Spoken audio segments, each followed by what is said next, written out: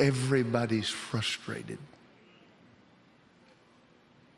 And at the end of the year, I knew the problem, but I didn't know why.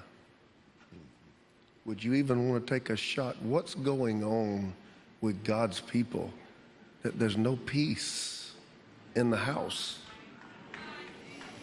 You know, these are interesting times that we're living in. In our cell phone, we can access more people than any other generation in history. One click of the button, and you're out there in cyberland, floating around with people from all over the world, having conversations whenever you will. You would think with that much accessibility, we would never be lonely.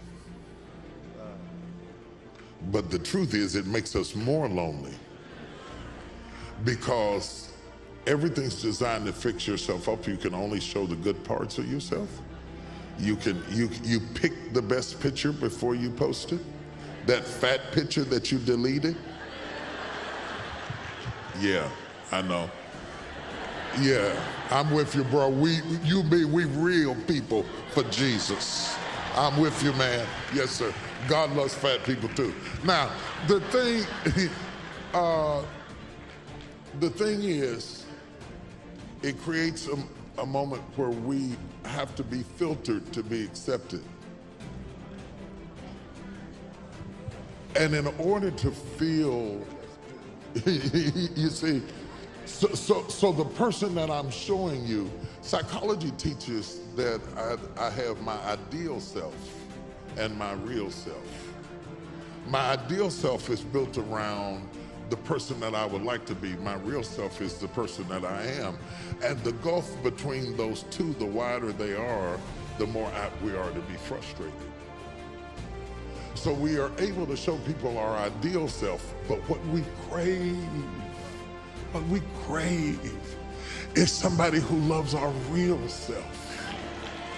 Somebody who loves you with no makeup. Somebody who loves you before you put your teeth in.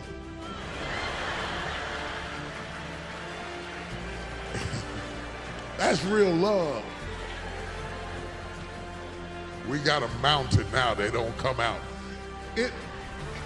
Intimacy, listen, intimacy is intimacy. We have bought into each other's lies. The reason we're frustrated is that I'm looking at your filtered you, thinking I'm missing something. If I saw who you really were, I would not feel strange. I think the people next door, their marriage, look at how happy they are. Out there washing the car and playing in the soap suds. You don't never play in the soap suds with me when we wash the car. You don't even wash the car. We're reading everybody else's commercial as if it were their reality, and we're frustrated because we think we're missing something. We buy into the stories we see on TV as if they were real, and somehow we think that frustration happens when you think that everybody else got something that you didn't get. Let me tell you something. The happiest people you know are not as happy as you think. The most perfect couple you've ever seen are not as perfect as you think. That's so good.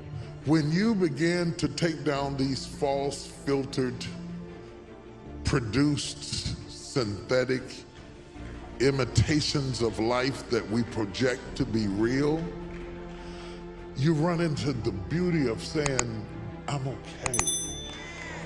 Flaws and all, broken all, scars and all, I'm okay.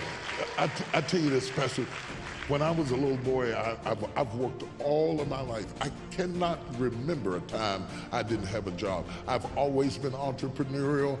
My mother raised greens in the garden, and I sold them in brown bags to my neighbors and gave them a receipt when I was 6. I have been working all of my life. I was a paper boy. I always had a job. I was always doing something. I was always going somewhere. I was always doing things. So I wouldn't put my mother a suede jacket on layaway. It was $50. I put it on layaway. It took me a long time to get it out because paper boys don't get paid like a whole lot of money. But every Saturday I catch the bus and I go down there and I put $3 or $4 on it until I finally got it out. When I finally got it out and I got it wrapped, and she opened it up on Christmas and there was a blemish like right on the front of it, and I was so embarrassed. I was so embarrassed. There was a little spot right on the front of it, a little dark spot. And it was supposed to be light camel colored, but there was a little chocolate spot on there. And there was a little tag on the button that said, "Do not be concerned about the blemishes and imperfections you may notice on the garment. It is those blemishes that prove that the fabric is authentic."